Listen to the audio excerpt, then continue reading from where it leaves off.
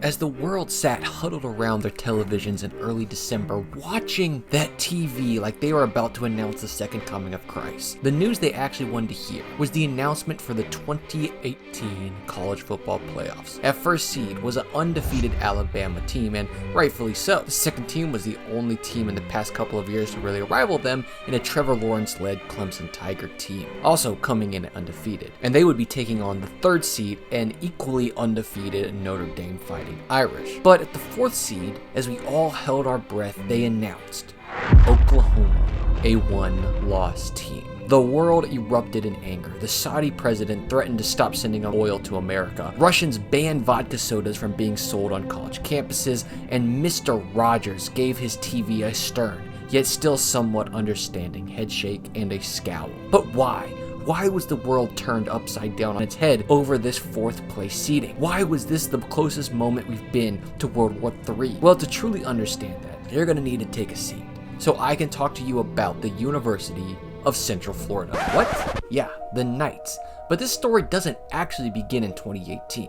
We would have to go all the way back to the year before that, where this team out of Florida was about to do some impressive things. First, they would take on their in-state opponent in FIU, which we're going to use as a backdrop to introduce this entirely stacked team. They had thrown the rock for them Mackenzie Milton in his second year with the Knights, and he was about to take it to a whole new level. This game alone, he was going to throw for 360 yards and 4 touchdowns, as he would just slice and dice apart this FIU defense. And it's not like he had a star-studded receiving core or anything. In fact, he spread out the love across 12 different receivers, with 5 of those getting 3 or more touches. The most anyone got was 4. Among them was Dredrick Snelson, Traquan Smith, Gabe Davis, and Jordan Akins. The guy primarily toting the rock for them was gonna be Adrian Killens, even though on this specific game, Jawan Hamilton was taking the reps, but he was gonna get injured next game. And this deadly conglomeration of players was about to start their season off by dropping 61 points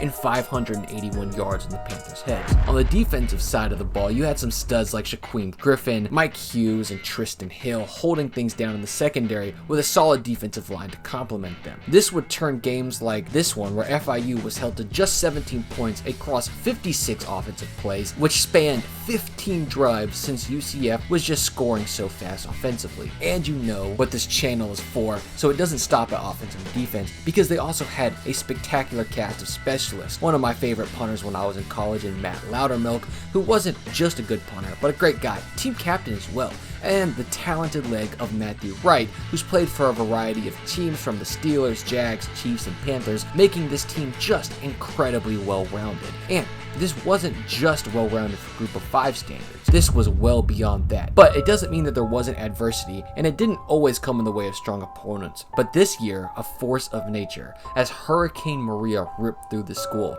forcing them to miss 2 games, changing practice schedules, as well as the obvious terrorizing of the community around UCF, disrupting the lives of everybody there. And while this would have been an excuse enough for many teams to just crumble apart, this is what makes this team so special, because the Knights pulled together. The next game was against a 2-0 Maryland Terrapins, a team who had just stomped Townsend the week prior, as well as beating a top 25 ranked Texas in their season opener. And to go into their house and play them was going to be no short order. Well, that's what it would appear, as the first couple of drives, Maryland would take a 3-point lead. But then, after holding off the Terrapin offense to a 4th and 1 to get the ball back, the floodgates would open. They would end the half with a 14-3 lead, and then would play with no plans of slowing down as they fought and fought, ending the game with a final score of 38-10. A momentous win, especially with the adversity that they were currently going through. But that momentum would continue to roll as they got their first home game in a month, and the Knight faithful behind them, they would stomp the Memphis Tigers 40-13. Milton was throwing all over them for 253 yards and 3 touchdowns, complemented by putting up 350 yards on the ground, including a 96-yard run by Killens. They would also lay waste to Cincinnati, crushing them under the weight of 515 yards of total offense in a 51-23 final score, including another 374 yards of passing by Mr. Mackenzie Milton, and on only 16 completions to give them 5 touchdowns in the air. But the most impressive part of this game is that when the rain hit in the fourth quarter, they actually called a game a victory instead of a draw for UCF. But hey, who knows, maybe with an extra quarter the Bearcats could have doubled their points. They would then do to ECU what can only be described as a mild war crime or a major hate crime by beating them 63-21 before going to Navy and playing their closest game so far with a only 10-point victory that appeared much closer on paper than it did watching it, and it didn't even appear that close on paper. They would then drop 73 damn points on Austin Peay and move to Southern Methodist, who would give them their best challenge so far as they picked off Milton twice. But UCF would get a 7-point lead in the fourth, and their defense would be the ones to step up, forcing the turnover on downs on back-to-back drives in a one-possession game to keep the lead and eventually win. Now, sitting at 8-0 and not just scraping by but dominating their opponents, they were at a whopping number 15 in the country as they rolled past UConn and Temple on the mission of proving they should be ranked higher. And after two not particularly close games that they won with an average point differential of 25.5 points, they're about to take on their biggest rival, University of South Florida, who were no slouches either, sitting at 9-2. But UCF, still ranked number 15, had something to prove. They got off to a hot start, scoring on each other on the first 3 drives as Milton was continuing his tear in the air. But USF was expecting some level of adversity, so they didn't waver. In fact, they started their own scoring campaign by getting another notch on the board in the top of the second, as Flowers was beginning to find his rhythm and the holes in the UCF defense, pulling them within a single point going into half. UCF would start with another score in the third quarter, but Flowers would immediately answer with a long touchdown drive of his own to keep it close. But Milton would blink. One play and the ball was back in Flowers' hands, which he made short work of as he, for the first time in a while, gave UCF a point deficit in the third quarter. And that deficit would hold all the way through the middle of the fourth until Milton was able to find Dredrick Snelson for the 45-yard touchdown. South Florida would be forced to punt, and it would seem like UCF was about to put the final nail in the coffin as they put together a 6-play touchdown drive. But like I said, South Florida were no slouches, so before you could blink, Flowers unloads a pass to Solomon for an 83-yard touchdown where he'd find Ernest Johnson in the end zone to put up a 2-point conversion to tie the game. But before South Florida could even enjoy the fact that they tied it up, the ensuing kickoff was being returned 95 yards, and that was ball game. Central Florida holds on to the undefeated season going into championship week, and UCF was just trying to break top 10. That's right, completely undefeated, one of the most dominant, explosive offensive in the game, a defense that was definitely outshined by the offense but held strong when needed to, and definitely kept them in some games, and they had barely moved a spot in months. But they would have to play that championship game where number 14 UCF would take on their first ranked opponent this season. Well, at least they're ranked now, in Memphis at number 20. Here we would get one of the most electric championship games in history, as it was just an absolute fireworks show. Milton would pass for 494 yards and 5 touchdowns, as well as the UCF rushing as a team for 232 yards and another 3 touchdowns. But don't think that means it was a blowout. Memphis would go punch for punch. Riley Ferguson would throw for 471 yards and 4 touchdowns of his own, and they'd also move the ball on the ground for another 282 yards, making this one of the highest scoring games of the season. But the difference is, as I alluded to earlier, their kicking game. Matthew Wright would connect on 100% of his field goals, while Riley Patterson would go 2 for 4, missing on a chance to lock the game away in the final seconds to take it to overtime, where Memphis would score in short order, UCF would respond immediately before getting the ball back and scoring again. Then Riley Ferguson would make his first and last major mistake of the game with an interception to lock away the UCF win. So now with a completely undefeated season, 2 top 25 wins, a conference championship, surely they would make it to the top 12? Seriously? And this was the very moment that would put the college football world in the blender, because an undefeated team, even from an All-American conference, should never be allowed to be that low, said casual football fans. But hey, their strength of schedule was so weak and they had no marquee wins, and a top 20 team almost beat them, would respond to people who claim to be ball knowers. But the real elites knew that this team was special and should have at least been in the top 8. But when bowl games were announced, we all oohed and awed, because now UCF would have to face down number 7 Auburn. And this Auburn team was just about the furthest thing from a pushover team you could have written. Yes, they had an early loss to a very good, about to go to the playoff team, Clemson. They would roll a number 24 Mississippi State 49-10, lose a nail-biter to a very good LSU team, which pretty much knocked them out of the postseason race, despite the fact that they'd go on to completely destroy a number 1 ranked Georgia, 40-17, before a couple weeks later thrashing the new number 1 ranked Alabama in the Iron Bowl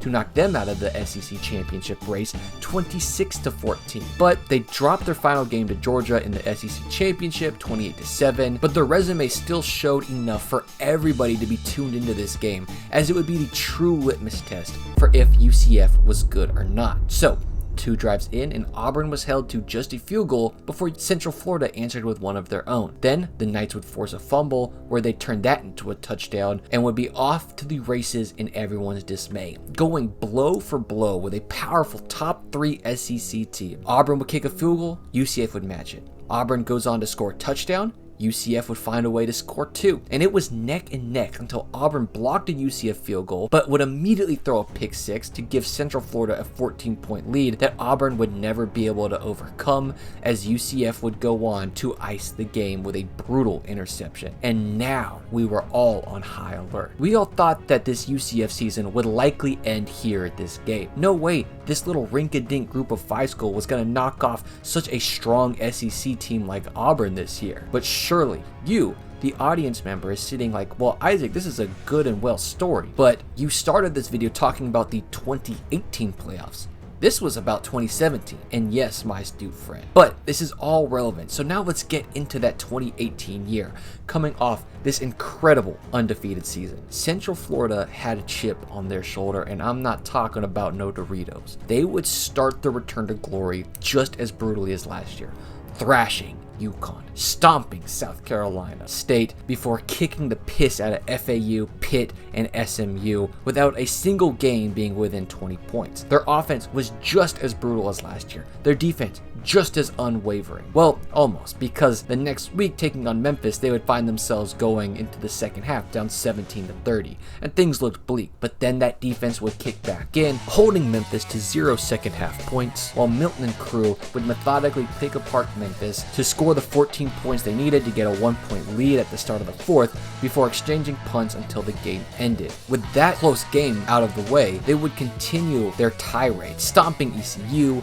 manhandling Temple, destroying Navy, even embarrassing a number 24 ranked Cincinnati. The last game of the season though, everything on the line for this rare, consecutive undefeated season, which hasn't happened by the way since 1995 when the Huskers won their entire 94 and 95 years without losing a game. The biggest difference though was that the Huskers were 2-time national championships, unlike UCF who wasn't even allowed to compete for one. But they would really just roll USF and make short work of them, with the only notable part of this game, outside of it locking in the undefeated consecutive regular seasons, was that their quarterback, Mackenzie Milton, got injured, meaning they would have to rely on his backup, DJ Mack, to hopefully will them past. Oh my gosh, DJ Mack in their championship game went berserk against Memphis, passing for 348 yards while scrambling for another 59 to score a whopping 6 touchdowns of his own. This dual threat quarterback just helped UCF get one of their highest scoring games of the season, and Greg McCray complimented his running every bit of the way by carrying the ball himself for 206 yards that game, as they dominated the second half of the game to come back from a 38-21 halftime deficit. And all of this depth at QB, the ability to play from behind, and they still, waiting for that national playoff bid, were disappointed. And this is why everybody was so pissed off, because if back-to-back undefeated seasons can't get you a shot to play for the national championship, then what would?